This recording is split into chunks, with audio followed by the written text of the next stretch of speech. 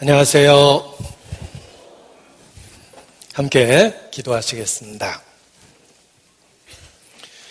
우리 가운데 역사하시는 거룩하신 아버지 하나님, 그리스도 예수 안에서 우리를 자녀 삼아주시고 우리의 모든 죄를 그 보혈로 가려주신 것 진심으로 주님께 감사 찬양을 드립니다. 특별히 한 주간 주의 말씀을 증거할 수 있는 소중한 기회를 주신 것 더욱 주님께 감사를 드립니다. 말씀을 들은 모든 영혼들, 또 오고 간 모든 영혼들을 기억해 주시고 마침내 결실할 수 있도록 끝까지 붙잡아 주시기를 주님께 간구합니다. 그 심겨진 말씀이 주의 은혜로 결실할 수 있도록 주의 능력과 은혜로 보살펴 주시고 인도해 주시기를 주님께 부탁을 드립니다. 주 예수를 믿으면 너와 내 집이 구원 얻으리라는 약속의 말씀이 우리 가정에 온전히 이루어지고 우리에게 속한 모든 자가 주의 진리의 말씀으로 변화될 수 있도록 우리를 사용해 주시기를 주님께 간구합니다. 이 마지막 때 시대를 분변하고 또 롯의 처처럼 뒤를 돌아보는 자가 없도록 일깨워 주시기를 주님께 간구합니다. 어느 곳에서든지 또 어느 때에든지 세상과 구별되어 있고 주님과 친밀한 교통을 나눌 수 있도록 우리의 삶을 다스려 주시기를 주님께 간구합니다.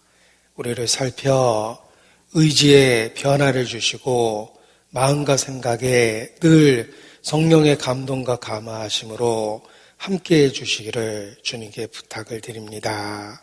이 시간도 주를 아는 지식에서 더욱 자라갈 수 있도록 우리의 마음을 열어주시고 지혜와 총명을 더해서 진리와 함께 기뻐할 수 있도록 주관해 주시기를 주님께 부탁을 드립니다. 우리를 살펴서 병들고 어그러진 것 이 시간 주의 능력으로 고쳐주심으로 치유의 능력을 경험하는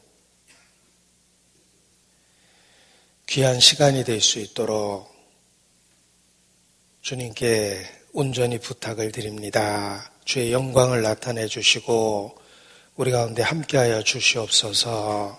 주께 의지합니다. 고마우신 우리 구주 예수님 이름으로 기도합니다. 아멘. 네, 성경 요한복음 20장 31절 말씀을 함께 보시겠습니다. 요한복음 20장 31절입니다.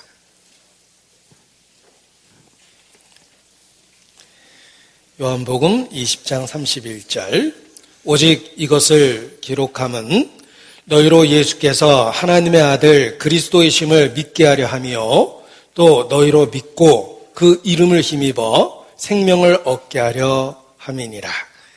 31절 다 같이 다시 한번 읽겠습니다. 오직 이것을 기록함은 너희로 예수께서 하나님의 아들 그리스도이심을 믿게 하려 하며 또 너희로 믿고 그 이름을 힘입어 생명을 얻게 하려 함이니라. 농경 생활에 있어서 추수는 한 해의 삶을 결정하는 가장 중요한 일입니다. 한 해의 수고를 추수를 통해서 누릴 수 있기 때문에 그렇습니다.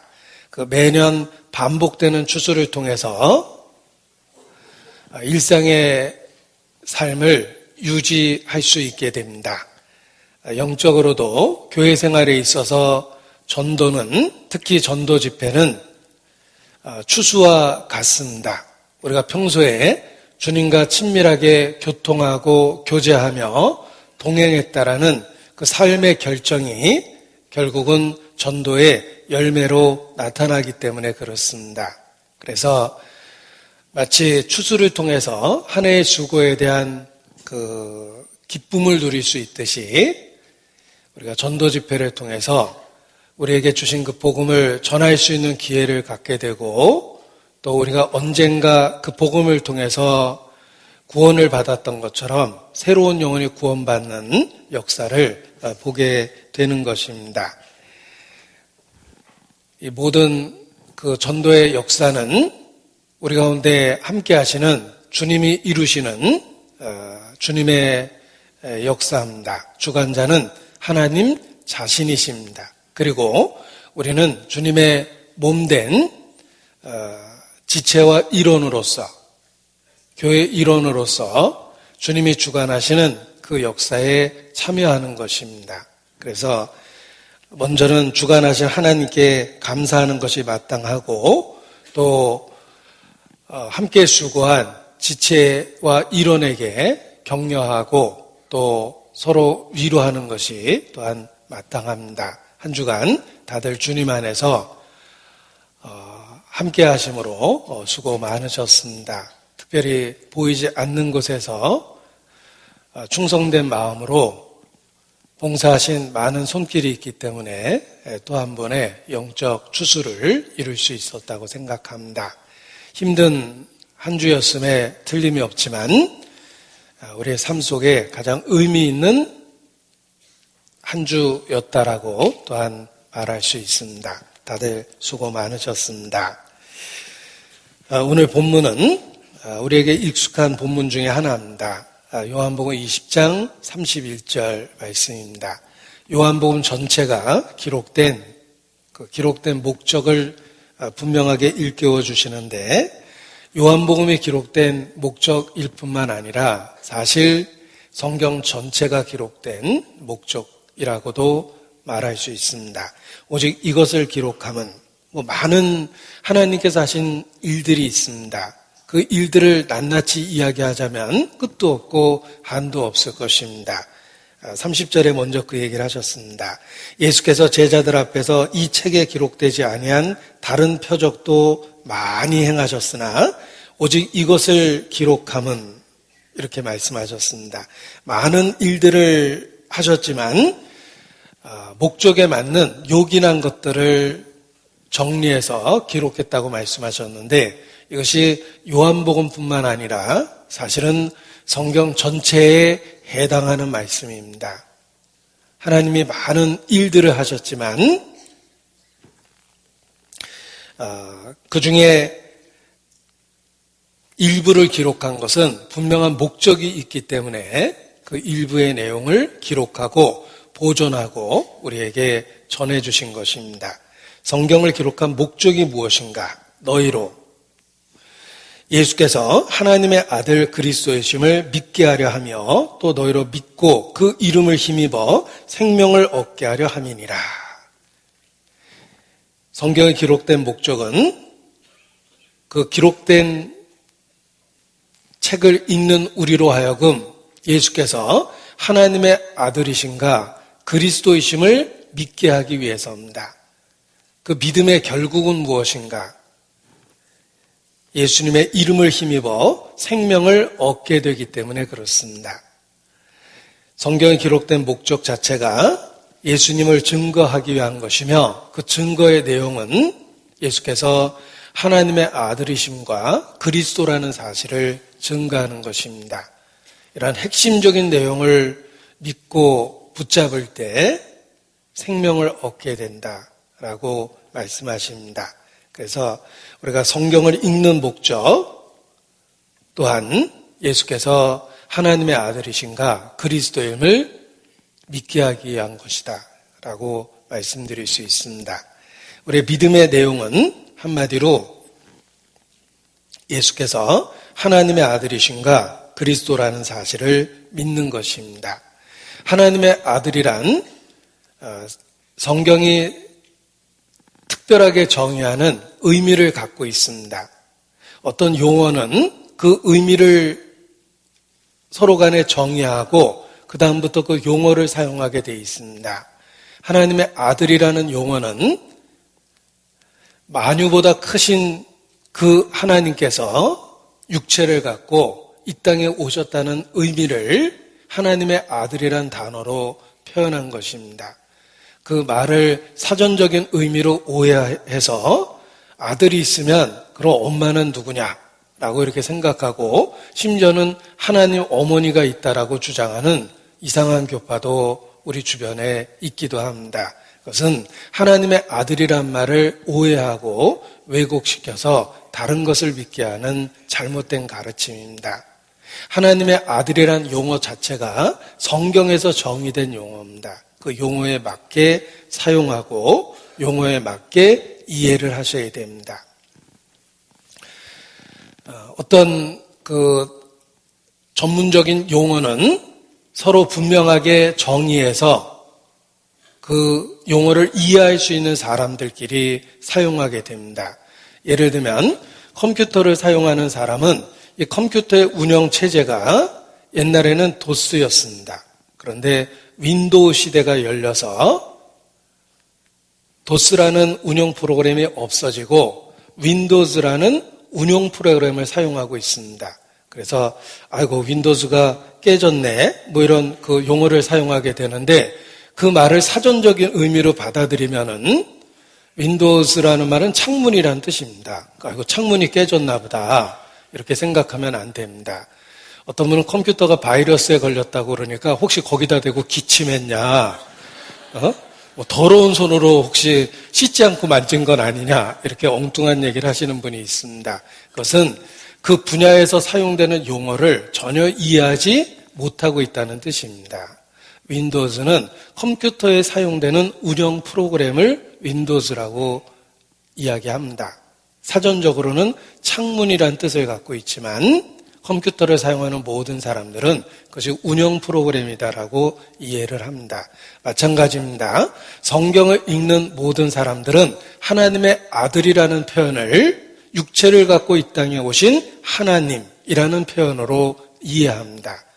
그래서 구약에 누구든지 여호와의 이름을 부르는 자는 구원을 얻으리라 라는 말씀이 신약에 이르러 누구든지 주의 이름을 부르는 자는 구원을 얻으리라 라고 번역하고 그 주님을 예수 그리스도라고 증거하고 있습니다. 예수님은 하나님의 아들이십니다. 구약 성경의 여호와 인간에게 언약의 관계로 나타난 그 하나님께서 신약 시대에 이르러 드디어 육체를 갖고 이 세상에 오셨습니다. 우리가 살고 있는 이 세상 한편에 실제로 오셔서 우리가 똑같은 삶을 살아내신 것입니다. 단 죄 없이 일생을 살아내셨습니다. 그분이 예수님이십니다. 하나님의 아들이십니다. 따라서 예수께서 하나님의 아들이다라고 표현할 때는 육체를 갖고 이 땅에 오신 하나님이시다라고 이해하고 그 표현을 사용하셔야 됩니다. 나와 아버지는 하나이니라. 나를 본 자는 아버지를 보았다. 아브라함도 나를 보고 즐거워하였느니라. 아브라함이 나기 전부터 내가 있느니라. 그분은 하나님 자신이셨습니다. 그래서 자신을 진리라고 선언했습니다. 사람들은 진리를 가르쳐준다고 이야기합니다. 그러나 예수님은 자기 자신을 진리 그 자체라고 선언한 것입니다. 왜냐하면 예수님은 육체를 갖고 이 땅에 오신 하나님 자신이었기 때문에 그렇습니다. 그 이전 세대에는 선지자를 통해서 대언의 말씀으로 세상에 자기를 나타내셨습니다. 이제 마지막 때 아들로서 직접 육체를 갖고 이 땅에 오셔서 하나님의 말씀을 우리와 같은 공간에서 육체를 갖고 우리의 삶 속에서 말씀해 주신 것입니다. 예수님은 육체를 갖고 오신 하나님이십니다. 하나님의 아들이십니다. 그래서 예수님에 대한 가장 중요한 신앙 고백이 예수님은 하나님의 아들이시다. 그리고 그분이 이 땅에 오신 목적이 그리스도시다라는 것입니다. 그리스도라는 말은 외국어입니다. 신약 성경에 기록된 헬라어입니다. 그리스 언어입니다. 구약은 히브리어로 기록됐습니다. 히브리어로는 메시아라고 이야기합니다. 하나님의 기름 부음을 받은 자라는 뜻을 갖고 있으며 하나님이 자기 뜻을 나타내시기 위해서 직분을 주실 때 사용한 표현입니다. 예수님은 그리스도, 곧 메시아입니다. 이 그리스도의 의미를 분명히 구약 전체를 통해서 이해할 필요가 있습니다. 하나님이 기름을 부어 직분을 주시는 경우는 세 가지입니다. 그리고 이 세 가지를 겹쳐서 주시지는 않습니다. 왜냐하면 그리스도의 모형적 직분이기 때문에 사람에게 부분 주시지 그 전체를 다 주시진 않습니다. 사람은 선지자의 직분을 받거나 왕의 직분을 받거나 제사장의 직분을 받거나 부분적인 직분을 취합니다. 그러나 하나님은 이 모든 것을, 예수님은 이 모든 것을 함께 취하셨습니다. 예수님은 그리스도입니다. 선지자시며 제사장이시며 왕이십니다. 자, 민주주의에 있어서는 3권이 분리되어 있습니다. 입법, 사법, 행정입니다. 3권이 분리돼서 세상을, 나라를 통치하게 되어 있습니다. 이 3권을 한꺼번에 갖고 있는 존재가 왕입니다. 왕이 다스리던 시대에는 왕이 입법, 사법, 행정이라는 모든 권력을 갖고 있는 것입니다. 그걸 민주주의라는 통치 형태로서 3권을 분리시켜서 서로 견제하고 서로 조화롭게 만든 것입니다. 하나님은 만왕의 왕이십니다. 홀로 모든 것을 이루셨습니다. 그는 입법, 사법, 행정 모든 권력을 갖고 계십니다. 메시아, 그리스도는 선지자, 제사장, 왕이라는 직분을 나타내며 사람은 부분적으로 그것을 취하고 있습니다. 모형이기 때문에 그렇습니다. 그러나 실체인 예수 그리스도는 그 세 가지 직분을 한 번에 이루시는 것입니다. 그래서 그리스도라는 말은 히브리어 메시아며 직역하면 기름 부음을 받은 자, 영어로는 the anointed 이렇게 번역될 수 있습니다. 하나님의 기름을 주시는 직분은 세 가지입니다. 삼중 세 가지를 겹쳐서 갖고 있는 존재가 그리스도입니다. 그리스도의 삼중 직분은 선지자, 제사장, 왕입니다. 보십시오. 나는 예수님이 그리스도라는 걸 믿습니다. 라는 말은 예수님은 선지자입니다. 하나님에 대해서 알려주고 하나님의 뜻을 가르쳐주고 나를 인도해 줍니다. 선지자이기 때문에 그렇습니다. 예를 들면 천국이 얼마나 좋은지 모르겠지만 예수님은 그것이 아름다운 것이며 눈물이 없는 것이고 고통이 없는 곳이라고 말씀하셨습니다. 하나님, 예수께서 아름답다고 얘기했으면 아름다운 거고 나는 가본 적은 없지만 예수님을 선지자로 믿기 때문에 그런 것이 있다라고 믿을 수 있습니다.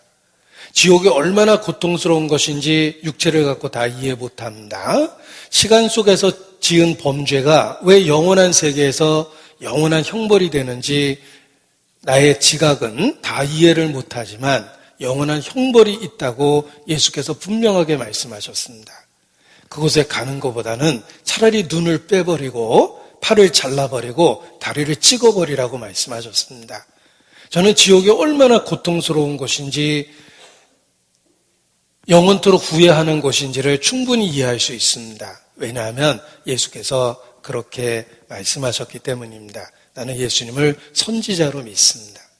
또한 나는 예수님이 그리스도라고 믿는다는 말은 예수님은 나의 제사장이라는 뜻입니다. 나에게는 해결할 죄가 있습니다. 이 죄를 해결하지 못하면 하나님이 오라 하셔도 갈 수가 없습니다. 죄가 있는데. 그런데 예수님은 나의 제사장이 됐습니다. 이 죄를 완전하게 해결해 주시고 나를 하나님 앞으로 이끄십니다. 나의 제사장이십니다. 그리고 예수님은 나의 왕이십니다. 나에 대해서 명령할 권리를 갖고 계시며 나의 영적 소유권을 주장하고 계십니다. 나의 왕이십니다. 내가 예수님을 그리스도라고 믿는다라는 뜻은 성경 전체를 통해서 펼쳐보면 그런 뜻을 갖고 있는 것입니다. 평범한 여자가 한 남자의 사랑을 받아들임으로 아내라는 위치를 갖게 됐습니다. 그 아내가 어떤 의미인지 살면서 점점 더 알게 됩니다. 한 남자의 아내가 됐다는 말은 그 남자의 가족관계를 나의 가족관계로 받아들인다는 뜻입니다. 당신의 어머니가 나의 어머니가 되고 당신의 아버지가 나의 아버지가 된다는 뜻입니다. 그게 아내가 된다는 뜻입니다. 그런데 그걸 이해 못하고 나는 당신하고 결혼한 거지 당신 엄마하고 결혼한 게 아니에요. 이런 대사 써본 적 있죠? 그런 말 쓰면 안 됩니다. 가족관계를 받아들이는 거예요. 결혼하고 수시로 외박을 합니다. 남편 어떻게 어디 가서 잤는지 추궁하니까 왜 남의 일에 간섭하냐고 이야기합니다. 그건 아내의 도리가 아닙니다. 아내가 됐다는 말에는 누릴 수 있는 권리도 있지만 지켜야 될 의무도 있다는 것입니다.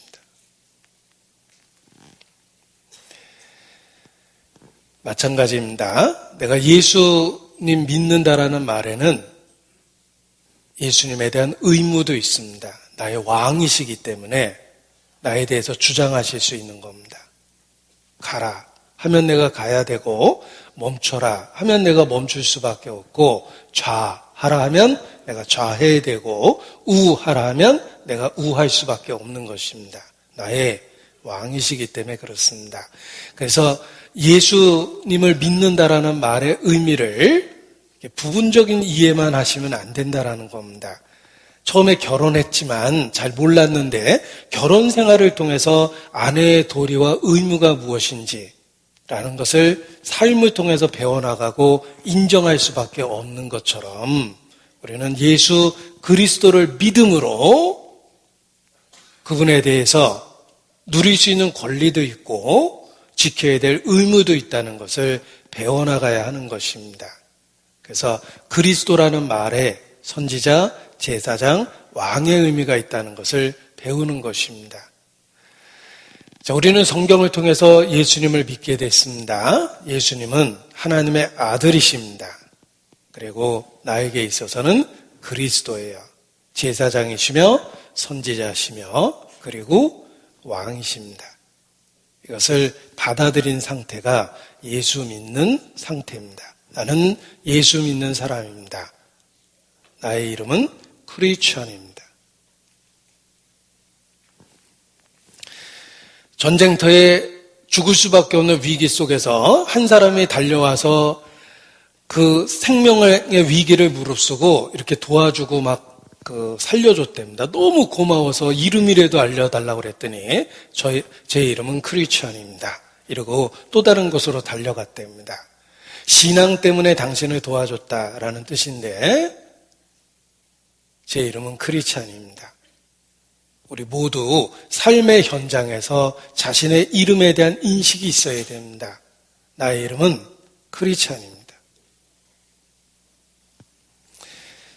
그 크리스천이란 말이 예수님을 하나님의 아들과 그리스도로 믿는 사람이다 라는 뜻입니다. 이것이 우리가 기록된 성경을 통해서 발견하고 알게 됐고 믿게 된 내용입니다. 받아들인 내용입니다. 그래서 기록된 목적은 예수께서 하나님의 아들이심과 그리스도이심을 믿게 하려 함이라. 우리는 기록된 성경을 배웠고 성경을 통해서 그 사실을 받아들이게 된 것입니다. 이것이 핵심입니다. 자, 마르다, 예수님을 가장 진실하게 믿었던 성도의 이름 중에 하나입니다. 마르다의 신앙 고백이 또 유명합니다. 마르다가 어떻게 그렇게 헌신적으로 주님을 섬길 수 있었을까? 마르다는 주님에 대한 올바른 신앙 고백을 하고 있었기 때문입니다. 마르다의 신앙 고백을 들어보십시오. 요한복음 11장입니다. 요한복음 11장 27절 11장 27절 같이 읽습니다. 가로되 주여 그러하오이다. 주는 그리스도시요 세상에 오시는 하나님의 아들이신 줄 내가 믿나이다. 우리도 주님 앞에 이렇게 고백해야 됩니다. 우리 개인적으로 이러한 고백이 필요합니다. 주는 그리스도시요 세상에 오시는 하나님의 아들이신 줄 내가 믿나이다. 마르다뿐만 아니라 마르다와 같은 신앙을 갖고 있는 우리도 동일하게 이렇게 고백해야 됩니다. 주는 그리스도시요 세상에 오시는 하나님의 아들이신 줄 내가 믿나이다. 우리가 성경을 통해서 그러한 사실을 받아들였기 때문에 그렇습니다. 마가복음 1장 1절 마가가 첫 구절에 가장 중요한 이야기를 선포합니다. 마가복음 1장 1절 마가의 신앙 고백도 들어보십시오. 마가복음 1장 1절 마가가 마가복음을 시작하면서 무엇을 기록하려고 했는가 1절에 분명하게 알려줍니다. 같이 읽겠습니다. 하나님의 아들 예수 그리스도 복음의 시작이라. 마가가 이야기하고자 하는 그 내용의 핵심입니다. 예수라는 말 앞뒤를 보십시오. 예수라는 말 앞뒤에 하나님의 아들 예수 그리스도 복음의 시작이라. 이 이야기를 하고자 했던 것입니다.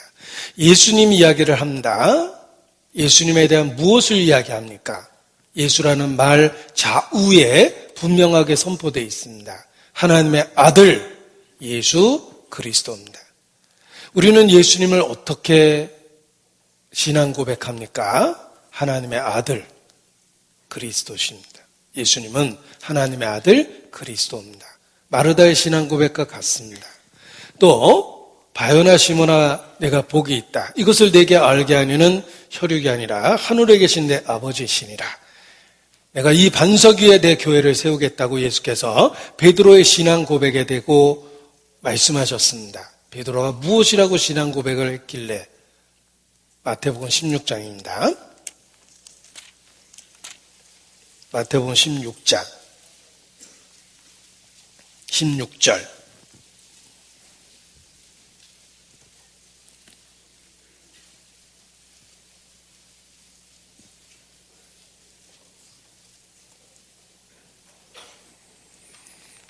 16절 같이 읽습니다. 시몬 베드로가 대답하여 가로되 주는 그리스도시요 살아계신 하나님의 아들이시니이다. 이러한 신앙 고백에 주님은 교회를 세우겠다고 말씀하셨습니다. 우리도 시몬 베드로와 동일한 대상에게 동일한 내용으로 신앙 고백을 해야지 베드로가 있는 그곳에 우리도 있게 되며 베드로가 제가 외국어에 약합니다. 베드로가 누릴 그 영광에 우리도 참여하게 되는 것입니다. 동일한 대상에게 동일한 내용으로 신앙 고백을 해야 됩니다.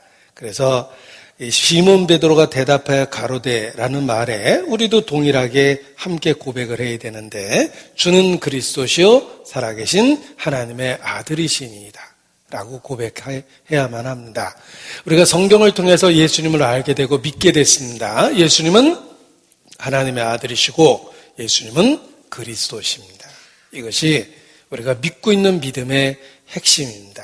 소망에 관한 이유를 묻는 자에게 대답할 것을 항상 예비하라고 말씀하셨는데 어떻게 구원을 받았냐고 누군가 내게 묻는다면 예수께서 그리스도시요 살아계신 하나님의 아들이시기 때문에 내가 그것을 믿고 생명을 얻었노라고 고백할 수 있어야 됩니다.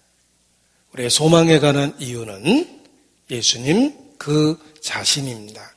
예수께서 하나님의 아들이시며 그리스도이기 때문에 우리를 합법적으로 능히 구원해 주신 것입니다. 그래서 우리가 믿고 있는 신앙의 핵심에 대한 분명한 이해를 하고 그것을 마음을 다하고 목숨을 다하고 성품을 다해서 붙잡고 있어야 됩니다. 그것이 그리스도와 연합된 상태입니다. 중국 선교의 감동적인 실화를 들었습니다. 한 장성 출신이 기독교인을 핍박하다가 극적으로 사도 바울처럼 회심했습니다. 예수 믿는 사람을 핍박하던 공산당 간부였습니다. 그런데 자기가 핍박하던 그들의 신앙에 호기심을 느꼈고 그것을 알아보는 도중에 본인도 믿을 수밖에 없었습니다. 그는 어떤 희생을 감수하더라도 예수님을 믿어야 되겠다고 결심했고 결국은 신실한 크리스찬이 됐고 핍박받는 사람 한편에 서게 됐습니다. 어제까지 핍박하던 사람이 예수님을 믿고 핍박하는 사람과 함께 서게 된 것입니다. 결국은 당국에 끌려가서 엄청난 고문을 받았답니다. 그 고문의 후유증으로 모든 기억이 다 지워졌대요. 심지어는 자기 이름조차, 가족관계조차, 자기가 장성이었다는 것조차도 기억 못할 정도로 폐인이 됐습니다. 그래서 쓸모없게 된 그를 국가에서 내버렸는데 그의 노후는 쓸쓸하고 외로웠습니다. 그런데 놀라운 건 이름조차 지워진 그가 예수님에 대한 신앙 고백은 죽을 때까지 했답니다. 이름이 뭐냐 그러면은 주저주저했던 그가 예수님이 누구냐고 물어보면 그는 하나님의 아들이시오 그리스도라는 고백을 죽는 순간까지 했답니다. 중국 선교에 있었던 선교 일화인데 한 번 읽고 마음에 지워지지 않았습니다. 주님은 그 마음에 그리스도에 대한 지식을 끝까지 남겨두신 것입니다. 우리도 마찬가지입니다. 우리는 그리스도와 연합해 있어야 돼요. 우리에겐 유일한 생명줄입니다. 놓치면 죽는 거예요. 우리는 그리스도로 묶여서 꽁꽁 묶여서 절벽에서 대롱대롱 매달린 것과 똑같습니다. 묶여있는 한은 떨어지지 않습니다. 끌어올리는 과정 속에 있는데 그걸 스스로 풀어버리는 어리석은 행동을 하면 안 됩니다. 주님을 붙들고 연합하고 분리할 수 없는 성령의 인치심을 따라 신앙 고백이라는 화답을 하고 우리의 삶을 지내야 됩니다. 우리는 크리스찬이기 때문에 그렇습니다. 예수님을 그리스도라고 믿고 하나님의 아들이라고 믿고 있습니다. 우리의 이름은 크리스찬입니다. 요한복음 1장 12절 믿는 우리에게 어떤 변화가 생겼는지를 보겠습니다. 요한복음 1장 12절입니다.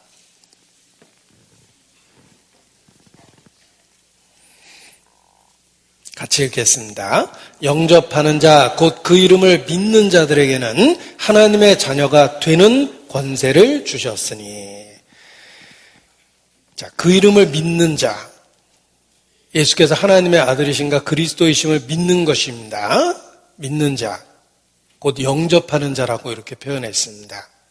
영접이라는 말을 쉽게 이해할 수 있는 것은 출생의 관계를 통해서 부모 자식의 관계가 성립되는 것, 또는 양자의 언약 관계를 통해서 부모 자식의 관계가 성립되는 것, 혼인의 언약을 통해서 남편과 아내, 전혀 다른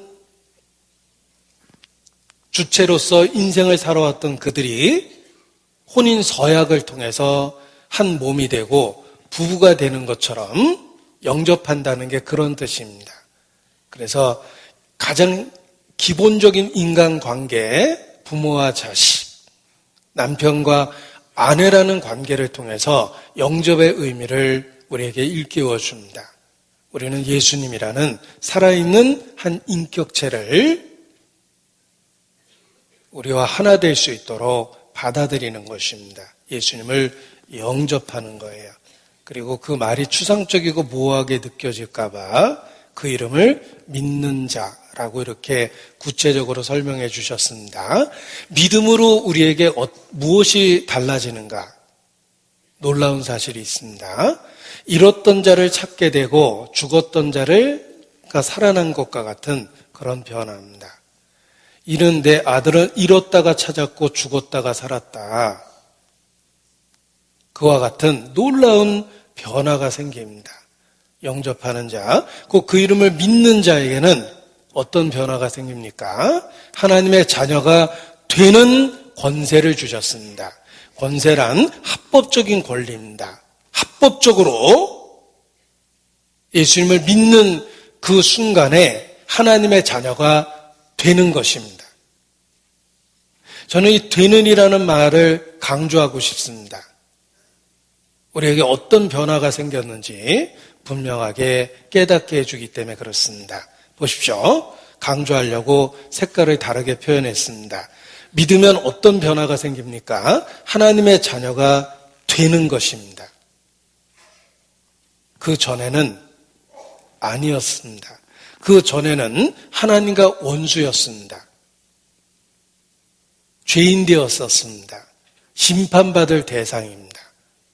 그런데 예수님을 믿는 그 순간에 하나님의 자녀가 되는 합법적인 권세를 얻게 된 것입니다.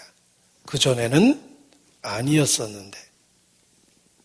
고린도 후서 6장 또 보겠습니다. 고린도 후서 6장.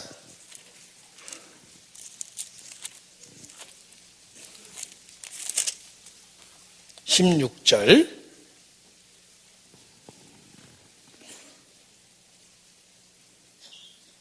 고린도서 6장 16절 여기 좀 강조해 보려고 화면에 표시해 봤습니다.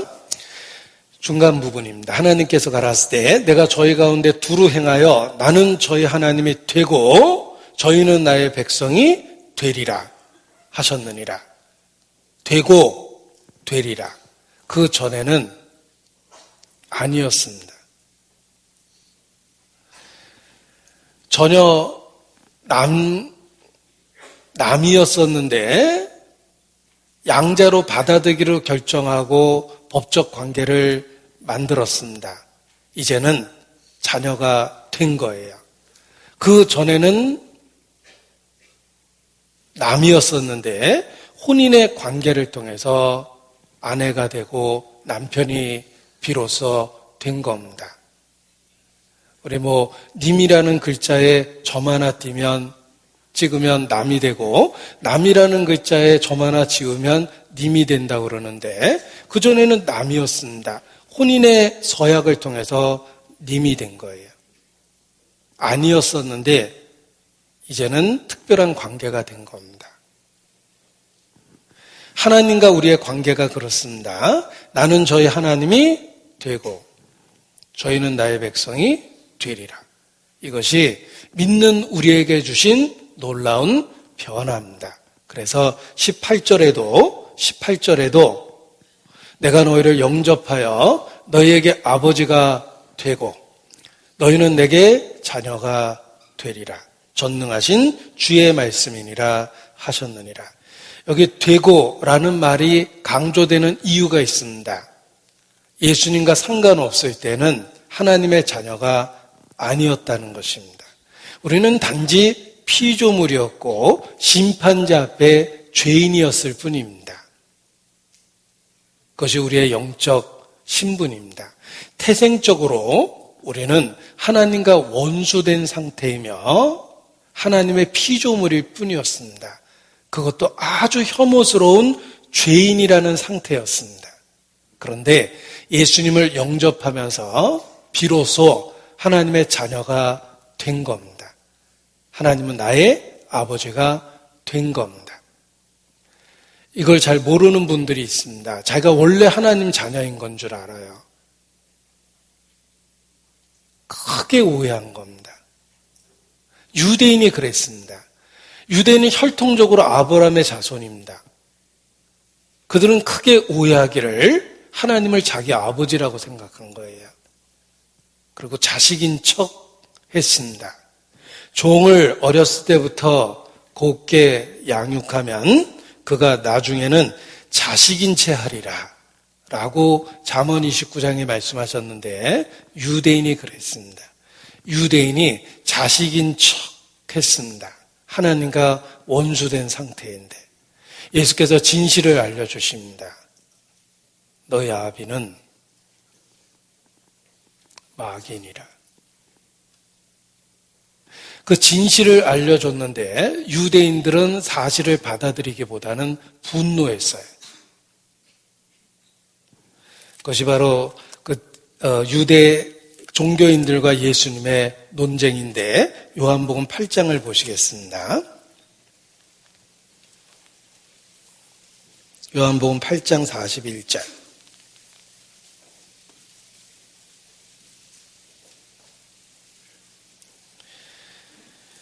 유대인은 아브라함의 자손이라고 자처했습니다. 그러나 그들의 행동은 아브라함의 자손 같지 않았습니다. 예수께서 책망하셨습니다. 그리고 41절에 너희는 너희 아비의 행사를 행하는도다. 대답하되 우리가 음란한 데서 나지 아니하였고 아버지는 한 분뿐이시니 곧 하나님이시로다. 유대인의 대답입니다. 유대인은 태생적으로 아브라함의 자손이라고 자부했고 하나님을 아버지라고 여겼습니다. 그때 예수께서 청천벽력 같은 이야기를 합니다. 44절에 너희는 너희 아비 마귀에게서 났으니 너희 아비의 욕심을 너희도 행하고자 하느니라. 사실은 그들은 태생적으로 마귀 자식입니다. 그런데 유대인들은 스스로 하나님의 자녀인 척 했던 것입니다. 하나님에 대한 무지입니다. 그들은 피조물일 뿐이요 더더욱 타락한 피조물입니다. 그런데 하나님의 자식인 것처럼 그렇게 생각을 했습니다.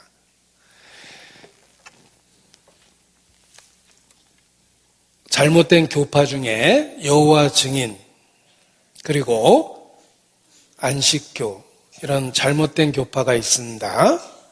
제가 아예 잘못됐다고 이야기하는 것은 경고하기 위해서 잘못됐다 이렇게 선언한 겁니다.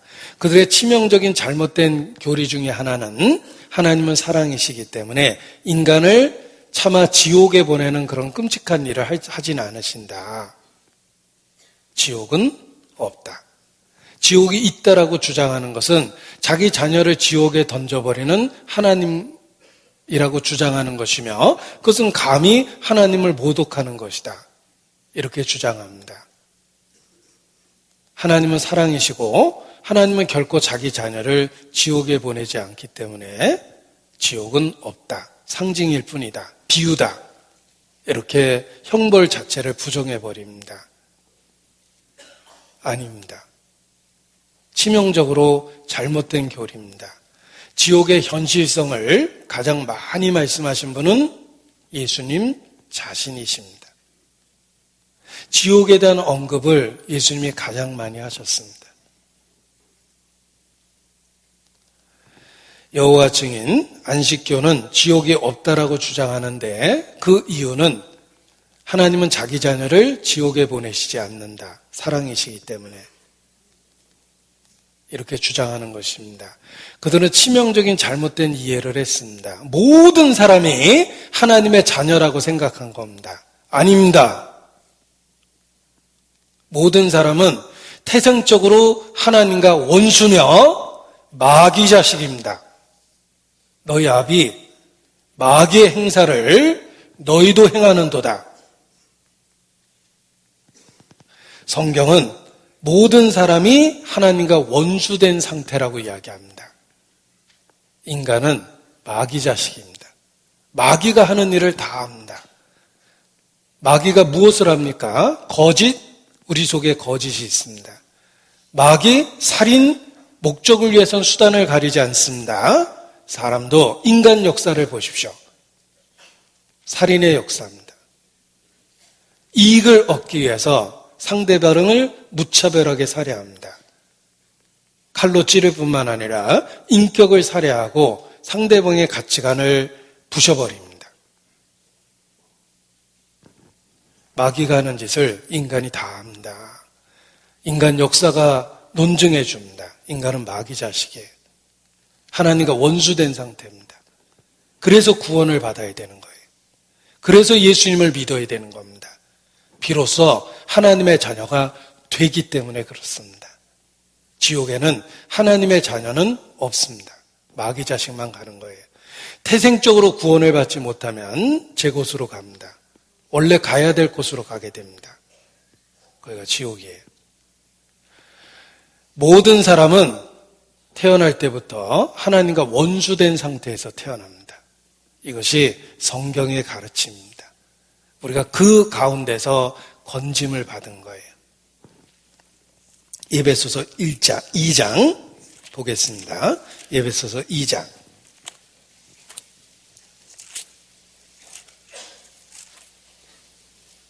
1절, 에베소서 2장 1절.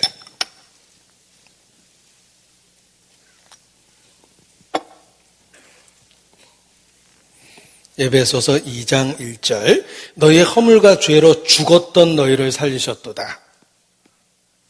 예수 그리스도와 상관없을 때는 영적으로 죽어 있었습니다. 그때 너희가 그 가운데서 행하여 이 세상 풍속을 쫓고 공중의 권세 잡은 자를 따랐으니 곧 지금 불순종의 아들들 가운데서 역사하는 영이라. 전에는 우리도 다 그 가운데서 우리 육체의 욕심을 따라 지내며 육체와 마음에 원하는 것을 하여 다른 이들과 같이 본질상 진노의 자녀였더니, 이게 인간의 상태예요. 본질상 진노의 자녀입니다. 그거 어떻게 아냐면 육체의 욕심을 따라 지내고 육체와 마음에 원하는 것을 하여 인생을 살았어요. 자기 마음대로 하나님과 상관없이 그렇게 인생을 살았습니다. 세상 풍속을 쫓고 공중의 공세 자부자를 따르고 허물과 죄로 죽은 상태에서 산 겁니다. 인간은 태생적으로 하나님과 원수입니다. 여기 아름다운 꽃들로 예쁘게 장식을 했습니다. 그런데 사실 뿌리로부터 잘려서 죽어가고 있는 거예요. 죽어가기 전에 그 아름다움을 마지막으로 보여주고 있는 거예요. 사실은 죽어가고 있는 겁니다. 이미 뿌리로부터 잘리는 순간에 생명력은 끊긴 거예요. 그리고 이제 남아있던 생명력을 갖고 마지막 모습을 보여주고 있는 겁니다. 인간이 그렇습니다. 하나님으로부터 분리돼서 본질상 진노의 자녀입니다. 그것이 예수님 믿지 않았을 때의 우리의 모습이라는 것입니다. 우리도 다 그 가운데서 육체의 욕심을 따라 지냈고 육체와 마음에 원하는 것을 하며 인생을 살았기 때문에 본질상 하나님의 진노의 자녀였다. 하나님과 원수되었다. 이것이 우리의 모습이었습니다. 그러나 예수님을 믿는 그 순간 놀라운 변화가 생겼습니다. 하나님의 자녀가 되는 권세를 주셨어요. 예수 믿고 비로소 하나님의 자녀가 된 거예요. 이것이 예수 믿는 우리에게 주신 특권입니다. 그리고 합법적인 하나님의 자녀라는 권세를 주셨을 뿐만 아니라 보증으로 우리 속에 하나님의 영을 주셨습니다. 그래서 하나님에 대한 친밀감을 느끼게 하고 하나님의 자녀라는 증거를 나타내십니다. 성령은 우리 속에 하나님의 자녀라는 친밀함을 나타냅니다. 보증으로 성령을 주신 거예요. 하나님의 자녀가 된 겁니다. 예수 믿고 비로소 하나님의 자녀가 된 거예요. 이것이 우리가 예수님 믿음으로 말미암아 우리에게 생긴 가장 큰 변화요 특권이라는 것입니다. 비로소 하나님의 자녀가 된 겁니다. 로마서 8장 14절. 로마서 8장 14절.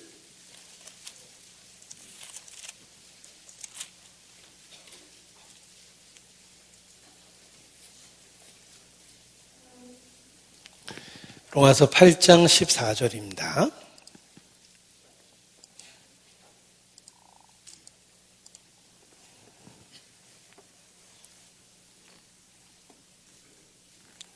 무릇 하나님의 영으로 인도함을 받는 그들은 곧 하나님의 아들이라.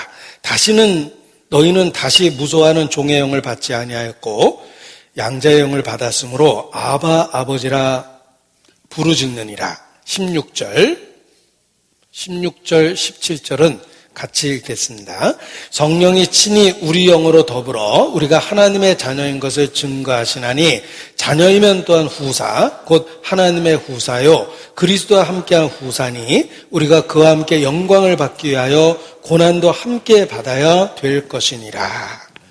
자, 하나님의 자녀가 되는 합법적인 권세를 주셨고 보증으로 우리 속에 하나님의 영을 보내셔서 하나님의 아들이라 일컬음을 받게 하셨습니다.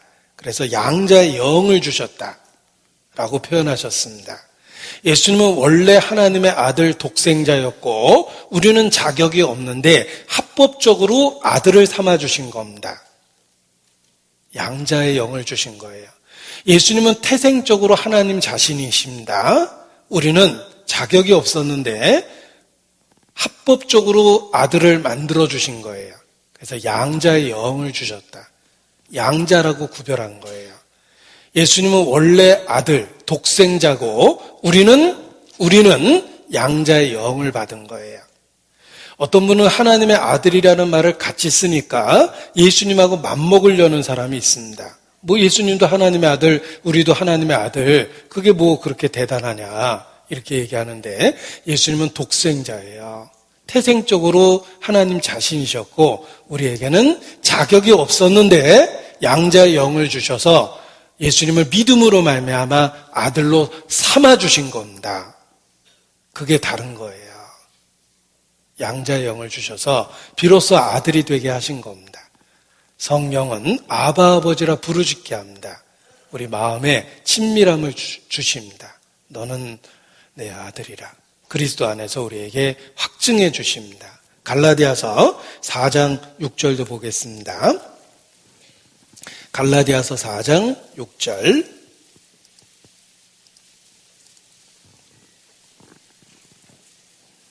갈라디아서 4장 6절 7절.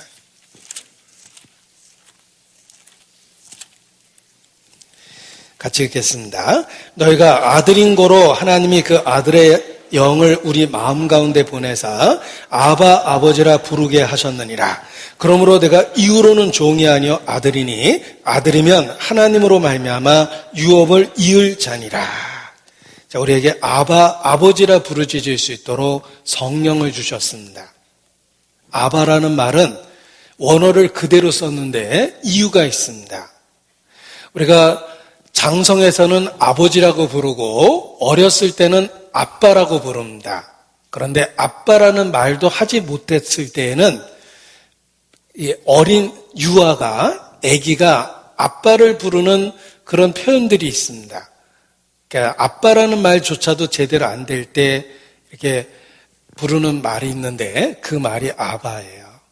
근데 왜 그런 원어를 사용하셨을까? 인간의 영적 상태는 성숙한 어른이 아니라는 거예요. 나는 육신적으로 어른이 됐지만 영적 상태에 있어서는 딱 발버둥 치고 있는 유아와 똑같습니다. 젖먹입니다. 내가 하나님을 아버지라 부를 수 있는 영적 성숙이 없어요. 아버지라고 부를 수 있는 영적 성숙함이 내게 없습니다. 그런데 우리에게 아바라는 말을 주셨어요. 그 유아가 아버지를 부르는 그 표현일지 몰라도 관계는 확실하다는 거예요. 성령은 우리로 하여금 아바, 아버지라고 부르짖게 합니다. 내가 젖먹이일지 몰라도 분명한 건 관계가 있다는 거예요. 하나님은 성령을 통해서 친밀함을 보여주십니다. 그리스도 안에서 나의 아버지가 되시고 친밀함을 나타내 주시는 것입니다. 힘들 때 제 스스로를 위로하기 위해서 찬송을 즐겨 부릅니다. 힘들고 지쳐 낭망하고 넘어져 일어날 힘 전혀 없을 때에 조용히 다가와 내 손 잡아주시고 나에게 말씀하시네. 나에게 실망하고 내 자신 연약해 일어날 힘 전혀 없을 때에 조용히 다가와 나에게 말씀하시네 라는 그 찬양이 있는데 그 후렴 구절이 정말 하나님의 음성처럼 들릴 때가 많습니다. 너는 내 아들이라 오늘날 내가 너를 낳도다. 너는 내 아들이라 사랑하는 내 아들이라. 내가 영적으로 젖먹이같이 발버둥 치고 있는지 모르겠지만 분명한 건 친밀함을 주시며 그리스도 안에서 나를 받아주셨음을 확신시켜 주십니다. 내가 아버지라 부를 수 있는 성숙함은 없지만 아바라고 부를 수 있는 그런 친밀함은 주신다라는 거예요. 예수님 믿음으로 말미암아 우리에게 놀라운 변화를 주셨습니다. 나는 하나님의 자녀가 되었어요. 하나님은 나의 아버지가 되었습니다. 성령을 통해서 친밀함을 주십니다. 그런데 이것이 단지 명칭에 관한 것이 아니라 실질적으로 누릴 수 있는 합법적인 권세를 주셨습니다. 영접하는 자, 곧 그 이름을 믿는 자에게는 하나님의 자녀가 되는 권세를 주셨을 때 실제로 누릴 수 있는 법적 권리를 주신 겁니다. 단지 명칭이 아니에요. 만인의 아버지 같은 그런 명칭이 아니라 실질적으로 개인적인 관계에 있어서 누릴 수 있는 특권을 주신 거예요. 나는 하나님의 자녀입니다. 나를 홀로 내버려 두지 않습니다. 나의 안고 일어섬을 하시고 내가 있는 모든 곳에서 나와 함께 하십니다. 천성에 이르는 그날까지 나와 함께 하시고 나의 작은 일에 간섭하시고 나를 보호하시고 인도하십니다. 하나님의 자녀로서의 특권을 실질적으로 누릴 수 있게 만들어 주시는 것입니다. 이것이 하나님의 자녀가 되었다는 뜻입니다. 우리 자신도 그 아들로서의 위치를 일깨우고 뿐만 아니라 아들로서의 권리를 누려야 돼요. 나는 힘들고 어려울 때 혼자 울지 않습니다. 아버지가 계시기 때문에 그 앞에 기어 나가서 아버지께 외칩니다. 아바, 아버지여. 어찌할 수 없는 나를 붙잡아 주소서, 도와주소서. 내가 누릴 수 있는 권리예요. 실질적으로 누릴 수 있는 아들로서의 권리를 우리에게 주셨다라는 것을 기억하십시오. 그리스도를 영접함으로 내가 누리는 특권입니다. 에베소서 3장 12절 에베소서 3장 12절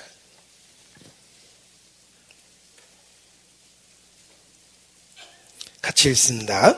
우리가 그 안에서 그를 믿음으로 말미암아 담대함과 하나님께 당당히 나아감을 얻느니라.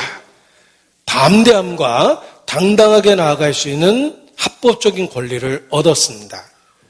아들이거든요. 에스더 시대에 왕비였지만 왕 앞에 허락 없이 나설 수가 없었습니다. 왕비라도 부르지 않았는데 왕 앞에 서면 죽는 거예요. 그 에스더에게 호를 내밀 때 그 왕 앞에 다가갈 수 있는 권리를 얻게 됩니다. 그런데 아들인 우리에게 만왕의 왕께서 언제든지 어느 곳에서든지 담대하고 당당하게 나아갈 수 있는 합법적인 권리를 주셨습니다. 호를 주셨어요. 아바 아버지라 부르실 수 있는 아들의 영을 주셨어요. 따라서 어느 곳에서든지 언제든지 당당하게 담대하게 하나님 앞에 나아갈 수 있는 것입니다. 그런 놀라운 합법적인 권리를 우리가 갖고 있다는 걸 기억하셔야 돼요. 그래서 내가 겪는 삶이 쉽지는 않지만 예전처럼 혼자 겪는 게 아닙니다. 당당하게 하나님 앞에 나가서 도움을 구할 수 있는 권리가 있기 때문에 주님의 도움을 받으면서 견뎌낼 수 있는 것입니다. 히브리서 4장 16절입니다. 히브리서 4장 16절.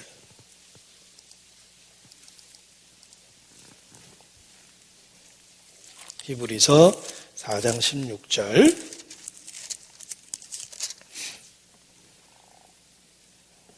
같이 읽겠습니다. 그러므로 우리가 그의 긍휼하심을 받고 때를 따라 돕는 은혜를 얻기 위하여 은혜의 보좌 앞에 담대히 나갈 것이니라. 우리는 긍휼이 필요합니다. 우리의 삶에는 주의 긍휼이 필요합니다. 주의 은혜가 필요합니다. 돕는 은혜가 필요합니다. 그런데 당당하게 담대하게 은혜의 보좌 앞에 나아갈 수 있는 홀을 주셨습니다. 아들의 영을 주사 하나님 앞에 언제든지 설 수 있게 만들어 주신 것입니다. 이것이 우리가 누리는 아들로서의 권리입니다. 그래서 이 땅에서 어떤 상태든지 주님께 나아갈 수 있는 것입니다. 자, 에레미야 14장 7절도 보겠습니다. 에레미야 14장 7절. 에레미야 14장 7절입니다.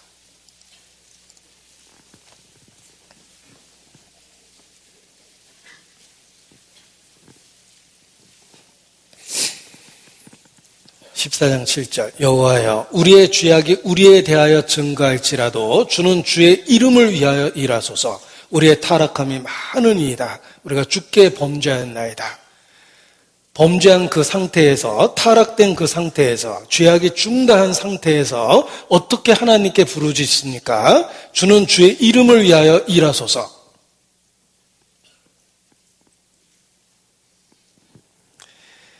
언약 관계 때문에 그럼에도 불구하고 하나님이 역사하실 수 있었던 것입니다. 에레미야는 그걸 잘 알고 있었어요. 14장 20절입니다. 14장 20절. 여호와여 우리가 우리의 악과 우리의 조상의 죄악을 인정하나이다. 21절입니다. 같이 읽죠.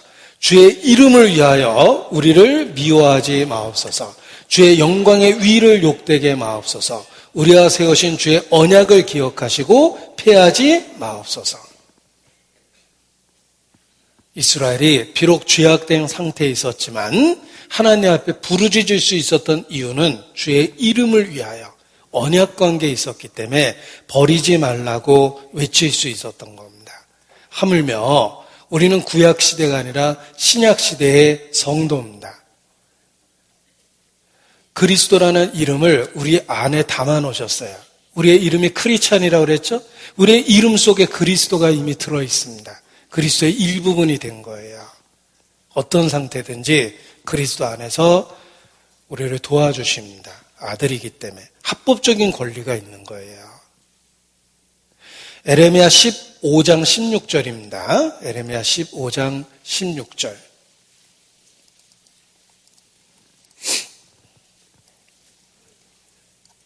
같이 읽겠습니다. 만군의 하나님 여호와시여 나는 주의 이름으로 일컬음을 받는 자라. 내가 주의 말씀을 얻어 먹었사오니 주의 말씀은 내게 기쁨과 내 마음의 즐거움이오나. 에레미야가 끊임없이 부르짖을 수 있는 이유는 주님과의 언약 관계 때문에 그렇습니다. 하물며 신약시대 크리스찬은 더욱 말할 것도 없습니다.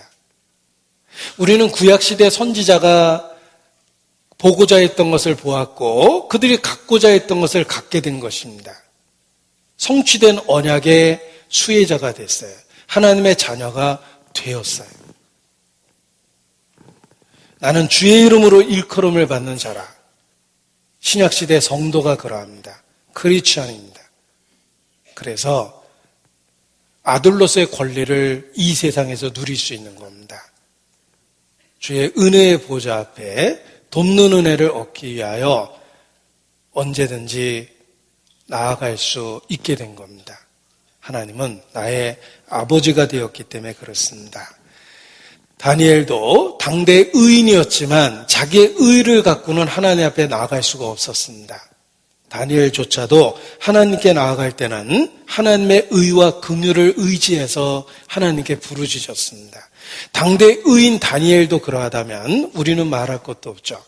내 것을 갖고 하나님 앞에 나아갈 수는 없습니다. 주님이 우리에게 주신 약속, 그리스도 안에서 주신 아들이라는 합법적인 권한을 갖고 하나님의 은혜의 보좌 앞에 나아갈 수 있는 것입니다. 다니엘 9장 18절 찾겠습니다. 다니엘서 9장 18절입니다.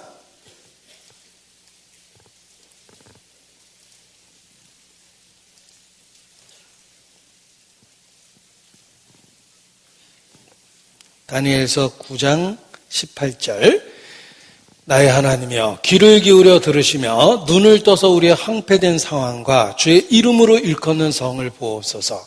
우리가 주의 앞에 간구하옵는 것은 우리의 의를 의지하여 하는 것이 아니요 주의 큰 긍휼을 의지하여 함이오니. 다니엘의 기도의 근거가 무엇입니까?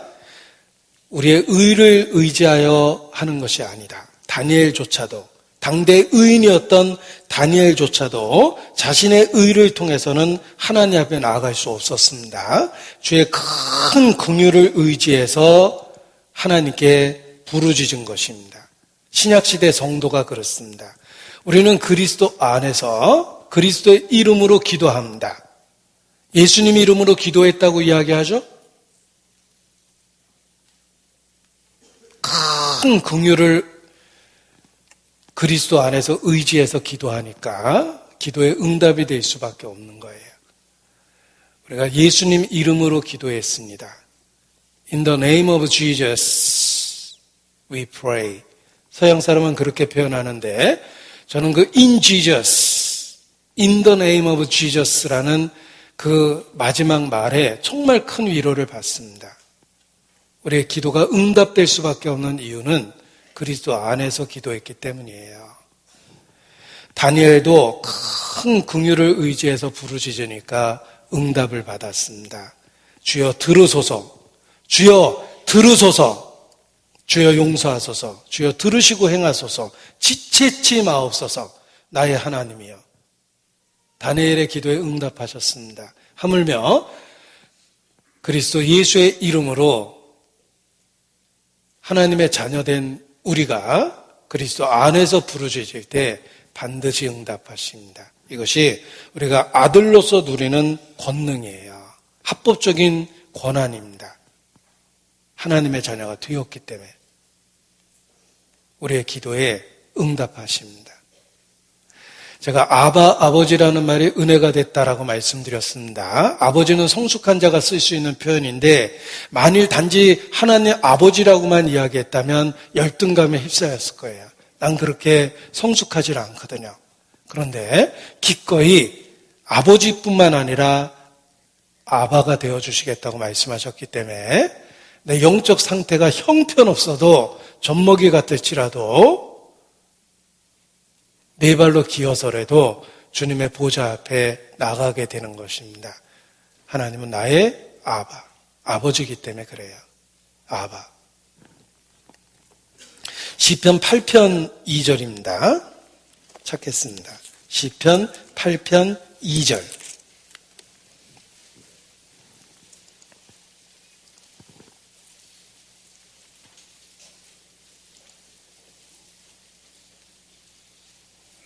시편 8편 2절입니다.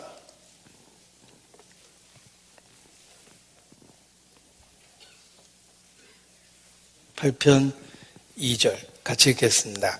내가 주를 제가 잘못 찾아놨네요. 죄송합니다. 다시 찾겠습니다. 저는 실수할 때마다 역시 난 한심해라는 실체를 깨닫게 됩니다. 주의 은혜 없이는 나는 아무것도 못해. 그렇습니다. 8편 2절입니다. 같이 읽겠습니다. 주의 대적을 인하여 어린아이와 젖먹이의 입으로 말미암아 권능을 세우시며 이는 원수와 보수자로 잠잠케 하려 하심이니로다. 주의 대적을 인하여 어린아이와 젖먹이의 입으로 말미암아 권능을 세우시며, 이것이 하나님의 역사입니다. 하나님 앞에 어른인 척하지 마십시오. 하나님 앞에 자기를 낮춰야 돼요. 얼마나 낮추시겠습니까? 어린아이와 젖먹이 같습니다. 그러나 주님은 은혜로 기꺼이 우리를 받아주시고 우리의 보잘것없는 옹알거림을 통해서 하나님의 찬양을 나타내고 영광을 드러냅니다. 어린아이와 젖먹이의 입으로 말미암아 권능을 세우시며, 그렇습니다. 저는 제 신앙 고백이나 신앙 생활이나 또는 설교조차도 성숙한 어른의 것이라고 생각하지 않습니다. 어린아이와 젖먹이의 옹알거림이라고 생각합니다. 내가 사용하는 언어나 내가 표현할 수 있는 말이나 그 모든 것에 한계가 있다는 걸 잘 압니다. 그러나 분명한 것은 주의 놀라운 은혜는 젖먹이와 어린아이의 입으로 말미암아 권능을 세워주신다는 것입니다. 보잘것없는 간증을 받아주시고 신앙 고백을 인정해 주시고 주님을 향해 살고자 하는 발버둥을 주님은 기꺼이 기쁨으로 즐거이 받아주십니다. 그리고 보잘것없는 설교조차도 주님은 권능으로 채워주시고 결과가 있도록 만들어주신다고 확신을 합니다. 하나님 앞에 어른인 척하는 것은 교만입니다. 잘못된 겁니다. 자기의 영적 수준을 제대로 보셔야 돼요. 우리는 젖먹이와 어린아이와 같습니다. 그러나 그리스도 안에서 기꺼이 우리를 받아주시고 그 상태로부터 우리를 양육해 나가십니다. 예수님 안에서 우리에게 놀라운 변화를 주셨습니다. 하나님의 자녀가 됐습니다. 단지 명칭이 아니라 합법적으로 그 권한을 누릴 수 있게 만들어주시고 지금도 돕는 은혜로 함께 하십니다. 우리의 보잘것없는 동작, 외침에 주님은 축복하시고 함께 하십니다. 그리스도인이 그리스도 안에서 누리는 특권입니다. 하나님의 자녀가 되었습니다. 골로새서 1장입니다. 골로새서 1장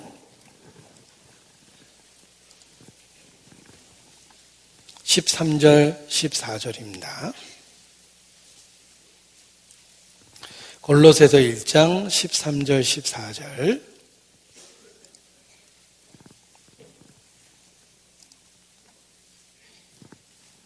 13절 14절입니다.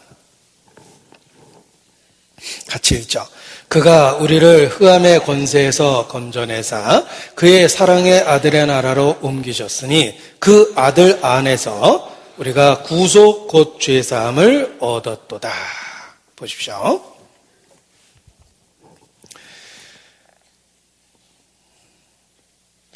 요 똑같은 그 본문을 좀 더 그 가독성이 좋은 상태로 이렇게 바꿔놨습니다. 똑같은 말씀입니다. 강조된 부분이 보이시죠? 그가 우리를 흑암의 권세에서 건져내사, 이게 영접하는 자, 곧 그 이름을 믿는 자에게 하나님이 만드신 변화입니다. 건져내셨습니다. 그의 사랑의 아들의 나라로 옮기셨습니다. 그 사랑의 아들의 나라에서 우리가 누리는 특권은 구속 곧 죄사함을 얻은 것입니다. 그가 우리를 흑암의 권세에서 건져내사 그의 사랑의 아들의 나라로 옮기셨으니 그 아들 안에서 우리가 구속 곧 죄사함을 얻었도다. 옮기셨습니다. 건져내셔서 옮기셨어요. 새로운 위치에 도착을 했습니다. 그 아들의 나라에 도착을 했어요. 그 아들의 나라에서 우리가 구속, 대가를 지불하고 우리를 구원하셔서 그 결과를 누리게 하셨습니다. 죄사함이라는 합법적인 특권을 누린 거예요. 네, 모든 죄를 합법적으로 완전하게 충분하게 영원토록 용서하셨습니다. 하나님의 자녀가 되었어요.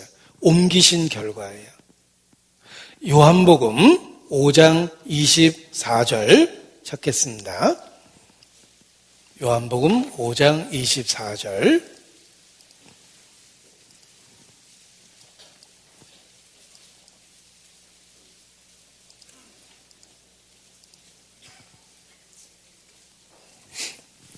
(5장 24절) 같이 읽자. 내가 진실로 진실로 너에게 이르노니 내 말을 듣고 또 나 보내신 이를 믿는 자는 영생을 얻었고 심판에 이르지 아니하나니 사망에서 생명으로 옮겼느니라. 자, 믿는 사람에게 놀라운 변화가 생겼습니다. 옮겨졌어요. 건져내셔서 그 아들의 나라로 옮기셨습니다. 그 변화가 얼마나 크냐면 보십시오.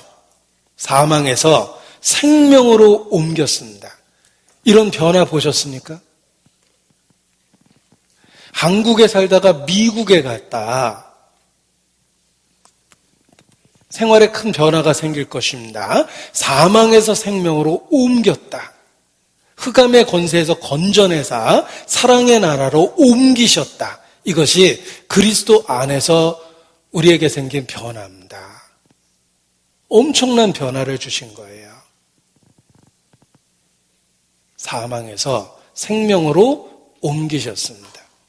영적 소경이었던 우리의 눈을 열어주셔서 영적인 사실을 볼 수 있게 했고 하나님 앞에 이루어져 있던 우리를 찾아놓으셨어요. 죽었다가 살려놓은 거예요. 그것이 그리스도 안에서 우리에게 일어난 변화입니다. 사망에서 생명으로 옮겼습니다. 무디는 유명한 전도자입니다. 그를 누가 찾아와서 저는 구원의 확신이 없습니다라고 눈물로 호소했습니다. 도와달라고. 그의 이름은 윌버 체프만입니다. 무디는 그 이야기를 듣고 요한복음 5장 24절을 읽어보십시오 라고 대답을 했습니다. 내가 진실로 진실로 너에게 이르노니 내 말을 듣고 또 나 보내시를 믿는 자는 영생을 얻었고 심판에 이르지 아니하나니 사망에서 생명으로 옮겼느니라. 그랬더니 무디가 그 자리에서 일어나서 나가더랍니다. 그래서 웰버 체프만이 쫓아나가서 붙들었어요. 제가 구원에 확신이 없어서 찾아왔는데 좀 도와주십시오. 그러십니까?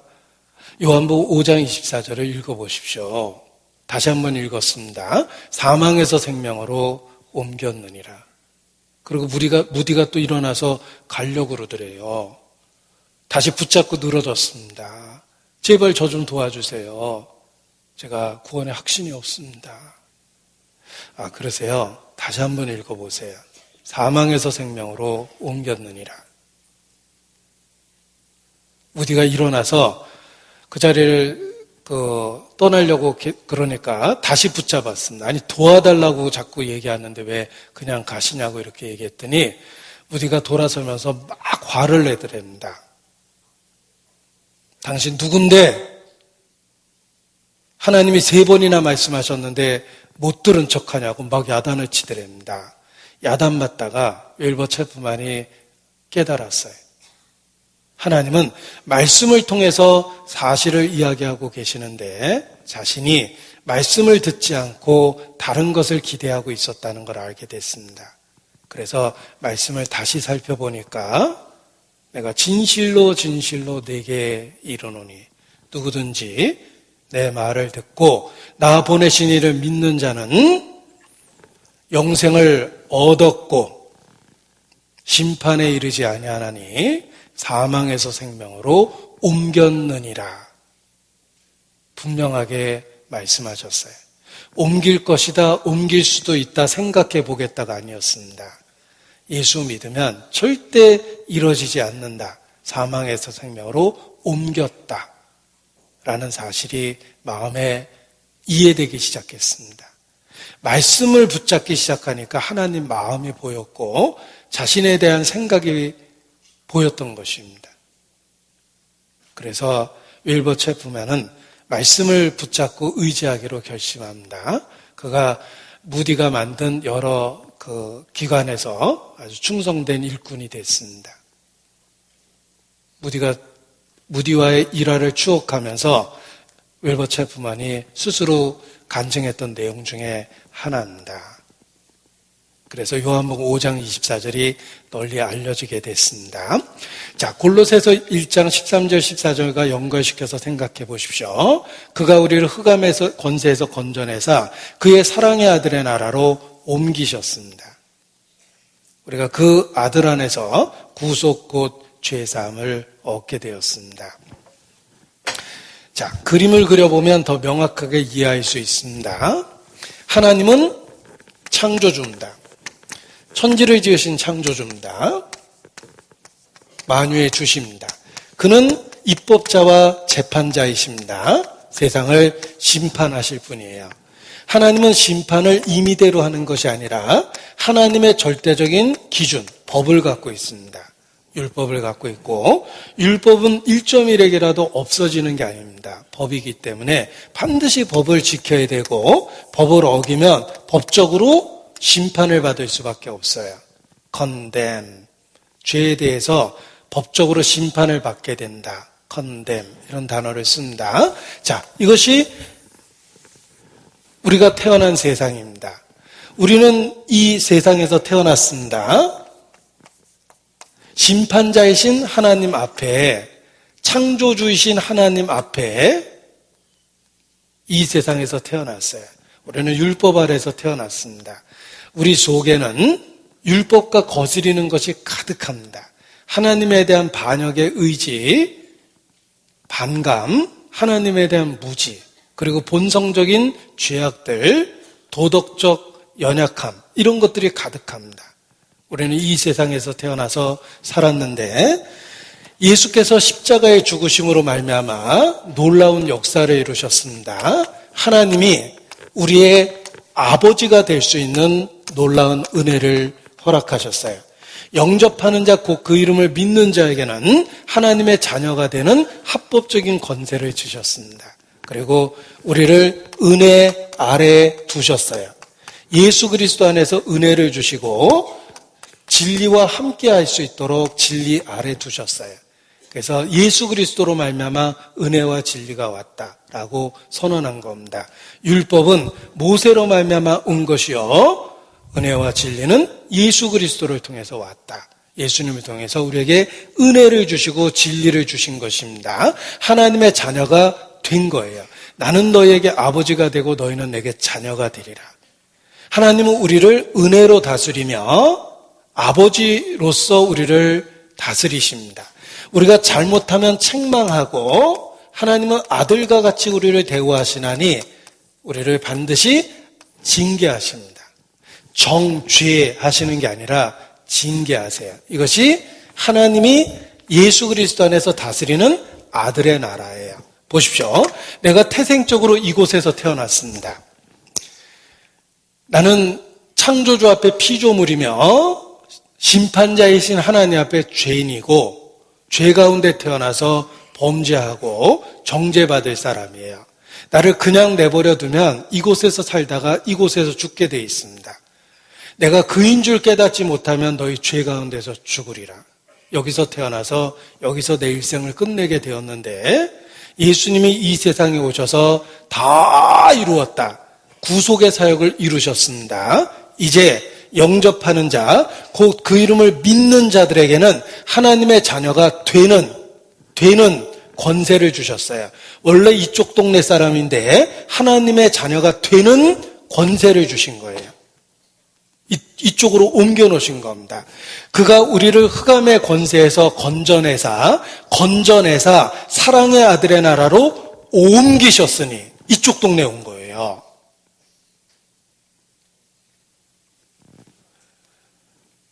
그 아들 안에 결코 정죄가 없습니다. 내가 진실로 내게 이르노니 누구든지 내 말을 듣고 나 보내신 이를 믿는 자는 영생을 얻었고, 이쪽 동네에 와 있죠? 심판에 이르지 아니하나니 심판에 이르지 아니합니다. 그리스도께서 심판을 받으셨거든요. 그 심판에 이르지 아니하나니 사망에서 생명으로 옮겼느니라. 이게 우리에게 주신 새로운 위치입니다. 우리는 그리스도 안에서 하나님의 자녀가 됐습니다. 하나님은 나의 아버지가 기꺼이 대주셨어요. 이제는 법 아래 있지 않고 은혜 아래 있게 하셨고, 그리스도 안에는 정죄함이 없습니다. 심판에 이르지 아니합니다. 사망에서 생명으로 옮긴 것입니다. 이것이 우리가 누리는 새로운 신분입니다. 예수 안에 있는 나에겐 결코 정죄함 없네. 생명의 성령의 법이 해방하였네. 로마서 8장 1절이죠. 그리스도 예수 안에 있는 우리에게는 결코, never, 결코 정죄가 없어요. 그리스도께서 율법의 정죄를 다 받으셨기 때문입니다. 사망에서 생명으로 옮겼습니다. 이것이 내가 있는 하나님과의 새로운 관계예요. 하나님의 자녀가 되는 합법적인 권세를 누리게 하신 거예요. 심판에 이르지 않습니다. 흑암의 권세에서 건져내사 사랑의 아들의 나라로 옮기셨어요. 이쪽 동네로 옮겨놓은 거예요. 하나님은 나의 아버지가 되셨습니다. 하나님은 아들과 같이 우리를 대우하십니다. 이제는 율법이 아니라 은혜 아래에 있게 하셨습니다. 하나님 우리를 은혜로 다스립니다. 이것이 우리에게 생긴 변화입니다. 자, 총기 사고로 어린 학생들이 죽었을 때 대통령이 직접 장례식에 참석해서 위로를 했는데, 그 어떤 연설로도 위로가 되지 않는 그 상황에서 자식이 죽었는데 무슨 위로가 되겠습니까? 오바마 대통령은 연설하기보다는 찬송을 불렀습니다. 제가 재연해 보겠습니다. Amazing grace, how sweet the sound that saved a wretch like me. I once was lost, but now I am found. Was blind, but now I see.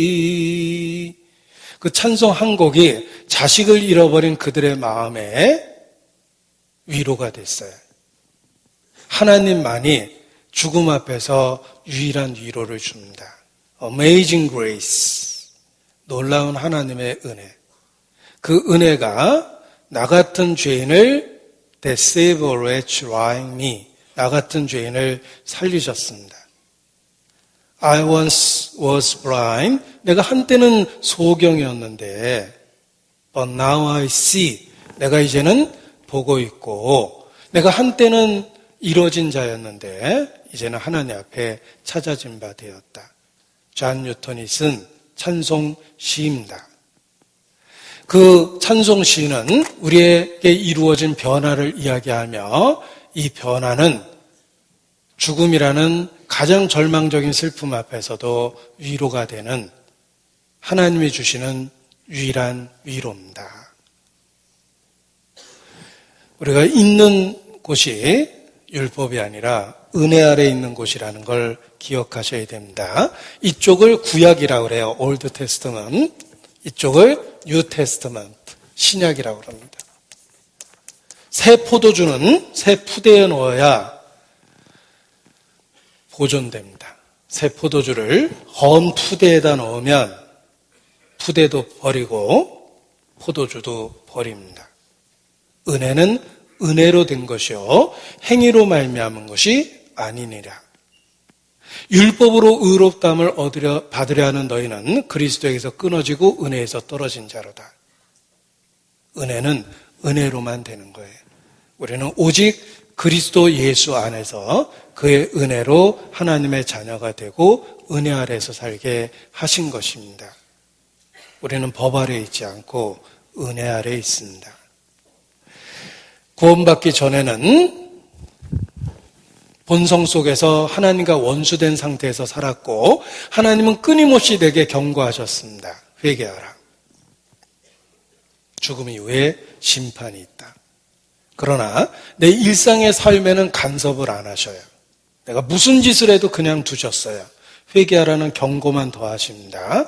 지나치게 악인되면 기한 전에 죽을 줄 알라고 경고하셨어요.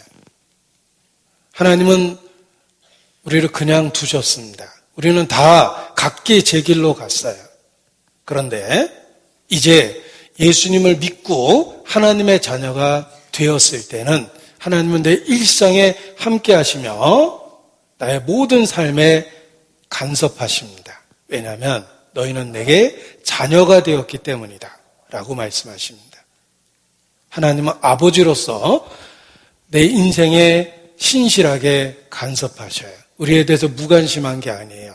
천지를 지으신 크신 하나님이 나의 안고 일어섬을 아시고 심지어는 나의 머리털까지 세셨어요.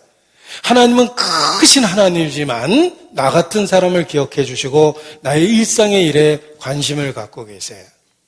아버지니까. 이쪽에서 이쪽으로 옮겨 놓으셨고 내 인생에 간섭하기 시작하십니다.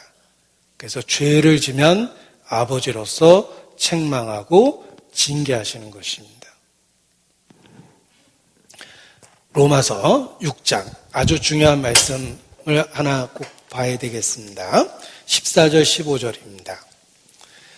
제가 저렇게 칠판에 써놨는데 이 구절을 안 보면 너무 아까워서 시간은 좀 갔지만 14절 15절을 같이 읽겠습니다. 죄가 너희를 주관치 못하리니 이는 너희가 법 아래 있지 아니하고 은혜 아래 있음이니라. 그런즉 어찌하리요? 우리가 법 아래 있지 아니하고 은혜 아래 있으니 죄를 지으리요? 그럴 수 없느니라. 여기 법 아래, 은혜 아래라는 말이 계속 보입니다. 14절에도 법 아래 있지 아니하고 은혜 아래 있다. 법 아래 있지 아니하고 은혜 아래 있으니라는 말이 15절에도 반복되는데 그림을 보십시오. 네. 우리가 법 아래 있지 않습니다. 우리는 율법 아래 있지 않고 은혜 아래 있어요. 그렇다고 죄를 짓겠느냐? 그럴 수 없느니라. 죄는 하나님의 성품을 거스립니다. 보십시오. 우리가 구원을 받지 않은 자연인 상태에서도 죄는 하나님의 거룩한 속성을 거스리며 구원받고 하나님의 자녀가 돼도 죄는 죄예요. 하나님은 여전히 죄를 미워하세요. 단 죄를 짓는 우리를 처리하는 방법이 바뀐 거예요. 구원받기 전에는 율법으로 우리를 다스리기 때문에 현세에서는 내버려 둡니다. 방치하는 거예요. 회개하기를 기다리고. 그리고 반드시 죽음 이후에 심판하십니다. 행한 대로 갚으리라. 우리가 성도가 된 이후에 죄를 지으면 여전히 죄는 하나님이 싫어하십니다. 하나님의 속성은 변하지 않습니다. 단지 우리를 다스리기를 은혜 아래에서 다스리기 때문에 고쳐놓으시려고 그래요. 그래서 우리의 인생에 간섭합니다. 죄가 지속되는 걸 막아주십니다. 은혜로 우리를 다스려요. 아들처럼 우리를 여겨주십니다. 그래서 징계가 있는 거예요. 옆집 아이가 자꾸 우리 집에 와서 돈을 훔치면 경찰에 신고하고 법적으로 해결합니다. 내 아이가 자꾸 내 지갑에서 돈을 훔쳐가면 아버지로서 야단치고 때려줄 거예요. 옆집 아이를 때리진 않아요. 이것이 하나님이 우리를 다스리는 방법의 변화입니다. 우리가 법 아래 있지 않습니다. 은혜 아래 있습니다. 예수 믿고 은혜 아래 있게 됐죠. 그렇다고 죄를 짓겠느냐? 그럴 수 없느니라. 죄는 여전히 하나님을 거스리는 거예요. 성도로서 죄를 지면 반드시 징계하십니다. 그럼 어떻게 성도답게 살 수 있을까? 그래서 어떻게 징계하시는지, 어떻게 성도답게 살 수 있는지를 배워야 합니다. 그래서 오늘 말씀의 제목이 징계와 경건의 수단이라는 제목을 갖고 있는 것입니다. 눈치채셨겠지만 시즌2에서 나머지 이야기를 드리도록 하겠습니다. 다음 편에 계속 함께 기도하시겠습니다. 아버지 하나님, 소망 없었던 저희를 구원해 주시고 주의 진리로 붙잡아 주시는 것 주님께 감사를 드립니다. 더욱 주님 안에서 살 수 있도록 함께하여 주시옵소서. 우리의 연약함을 고백하고 더욱 주님만 의지합니다. 우리를 통해서 주의 역사를 이루어 주시고 우리를 영육간에 보존해 주시기를 주님께 간구합니다. 고마우신 예수님 이름으로 기도합니다. 아멘.